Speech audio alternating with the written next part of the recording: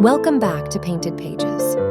In this episode, we present Chapter 1 of the Odyssey, which follows the spiritual journey of a woman as she discovers a universe much bigger than she could have ever imagined.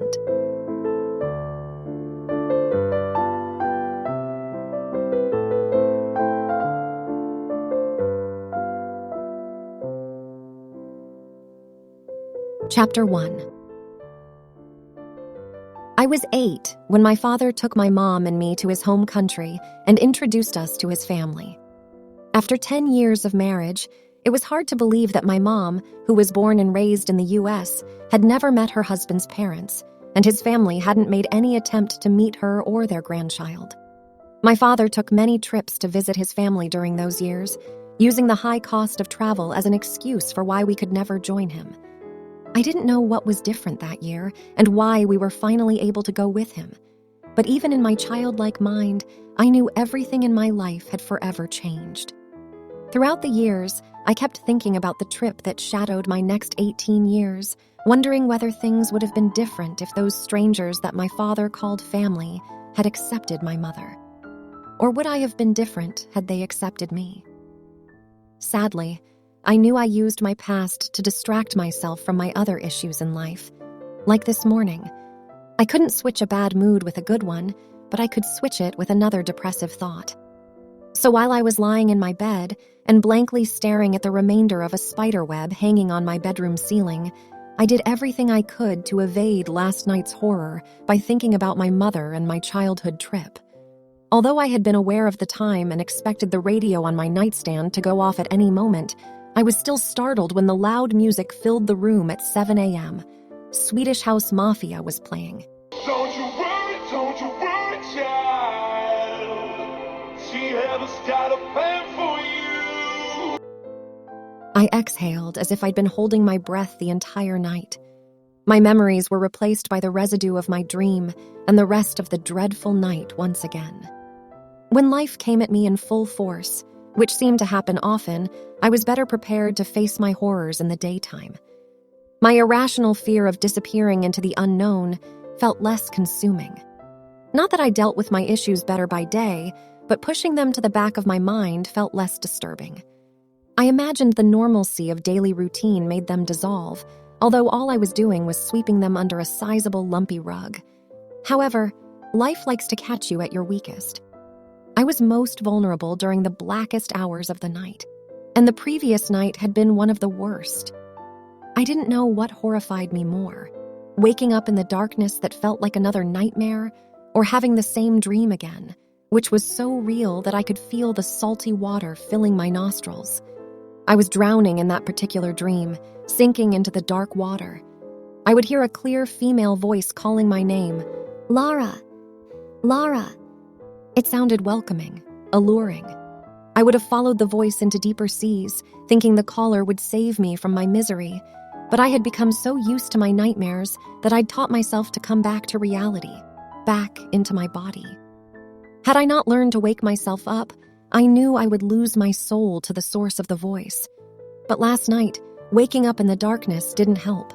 The power had gone out. Even the streetlights were useless.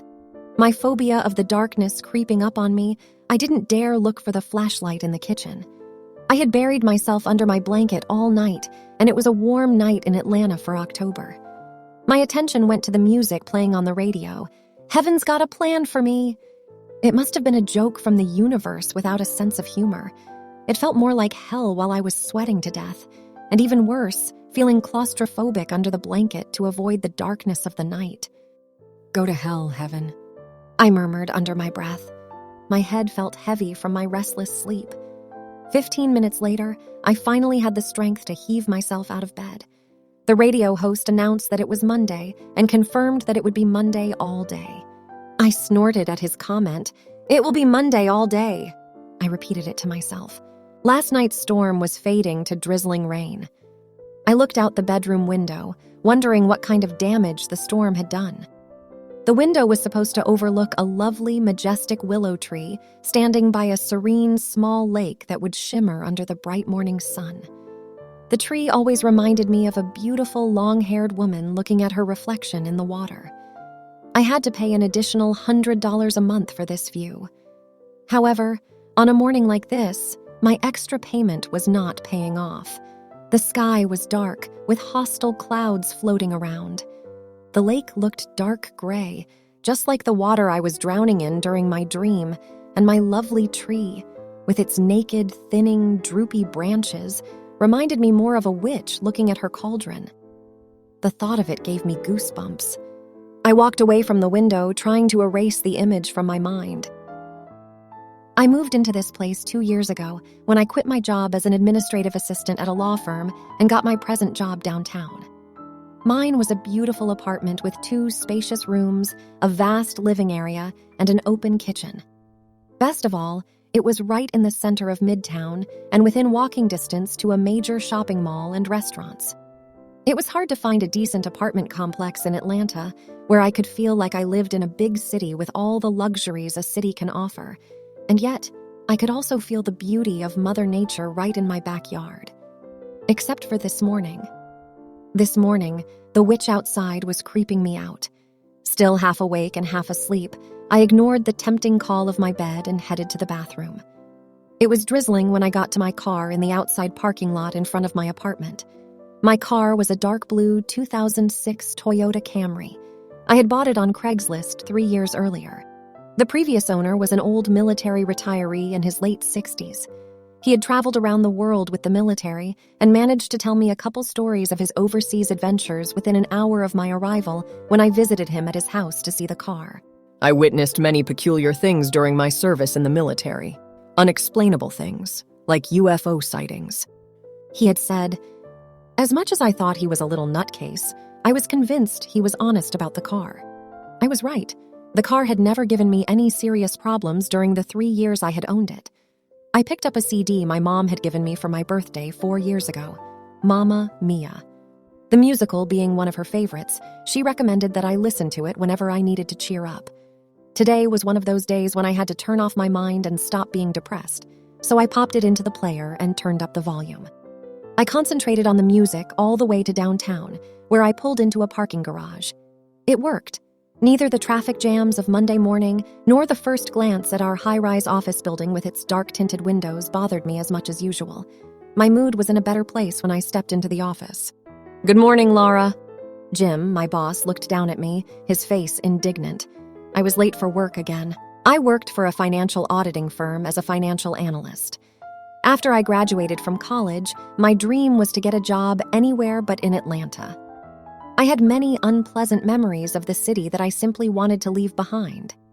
I wanted to move somewhere I had never lived before, San Francisco, New York, Washington, D.C., or Chicago. Any of them would have worked. Unfortunately, in reality, my dreams hardly ever came true. I never received any replies to my job applications. I was stuck in Atlanta, working at many different jobs that I despised, and this job was no exception. "Good morning, Jim," I said, pretending I didn't notice his gruff tone as I kept walking through the clusters of cubicles with high partitions. When I arrived at my cube, I turned my desktop on and said hi to my neighbor, Mike, rising on my tiptoes to show myself to him over the high side panel. "Hi, Laura. How was your weekend?" he asked cheerfully. "It was short." I gave him the same answer I had been giving him every Monday for the last 2 years. It had become a ritual between us. He laughed at our inside joke. I headed to the break room to get my first cup of coffee of the day while I was waiting for my computer to boot. Jim was waiting for me by my cubicle when I returned. Didn't mean to cut your coffee break short. His eyes, though, were not apologetic. "It's okay." I avoided his stares, but I didn't try to disguise the discontent in my voice. You should stop partying late at night so you can have an easier task making it to work on time. He looked me directly in the eye to see my reaction to his offensive comment. I hadn't had enough time to put makeup on, and I was aware of the dark circles around my eyes, revealing my lack of sleep from the previous night. I didn't give him the satisfaction of knowing that his words could intimidate me. I had learned to ignore his comments over the years. He never liked me, and the feeling was mutual. I looked up at him and said, "I'll keep that in mind next time." I didn't even try to defend myself. I was too tired to play any kind of game with him. I knew I was good at my job, and he needed me. Oblivious to my comment, Jim continued, There will be a training session in San Francisco next week. I'm supposed to attend, but I have a family issue and won't be able to make it. I need you to be there. The company had an office in San Francisco. I had hoped when I was hired that they would send me there someday for auditing or training, but I had never before been given a chance to visit. I didn't show my excitement, as I was worried he would change his mind and give the opportunity to someone else. He might not be able to stand seeing me happy, but his news was the highlight of my day. In fact, it was the highlight of the entire time I had worked for the company.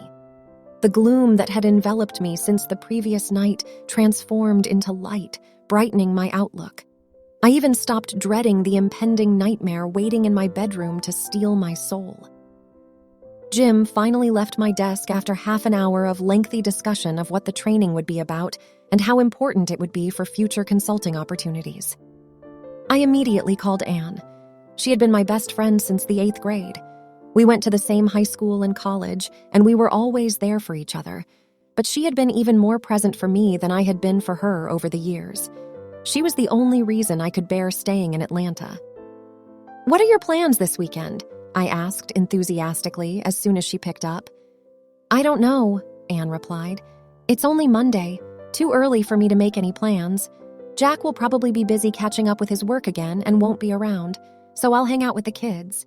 A new Lego place opened downtown and we may go check it out. Do you want to join us?" she asked, probably guessing what my answer would be. "No, thank you. I'll pass," I said. "But how about going to San Francisco with me?" I paused for a second to give her a chance to talk, but I kept talking when she didn't say anything. "I'll attend a training there next week, so I thought we could go a little early Saturday morning, and you could either stay with me the entire week or come back whenever you please. Say Monday or Tuesday?" There was silence on the other end. Obviously, she wasn't expecting such a proposition when she picked up the phone. "Please check with Jack. You don't have anything to lose. You've never taken any time off for yourself since Stacy was born," I reminded her. Stacy was her firstborn. "It's such short notice, Laura," she finally spoke. "I wish I had known this beforehand. I would have asked my mom to come over and take care of the kids. Also, tickets are probably too expensive since it's so last minute." When Anne was in her junior year at college, she fell head over heels in love with her boyfriend, Jack. He was getting his master's degree in business and working at a bank. They got married as soon as she graduated. She got pregnant right away and had to postpone all her career plans. She decided to stay home until her baby grew a little older. By the age of 26, she had 2 girls, ages 2 and 4, a dog and a cat, and she never had time to pursue a career.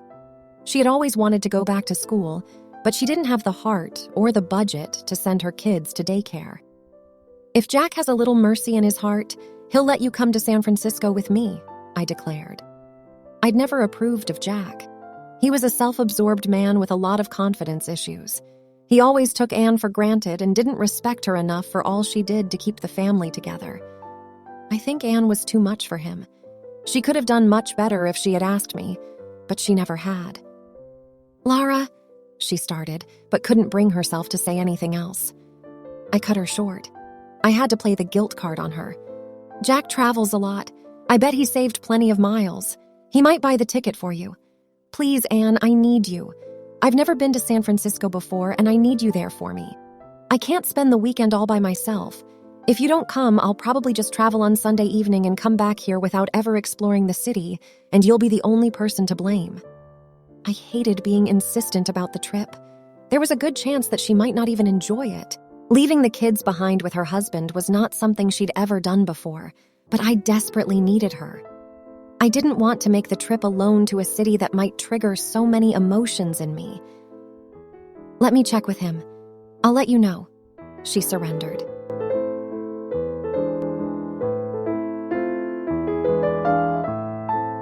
Stay tuned for Chapter 2 and more incredible artwork. Please remember to like our videos and subscribe to our channel.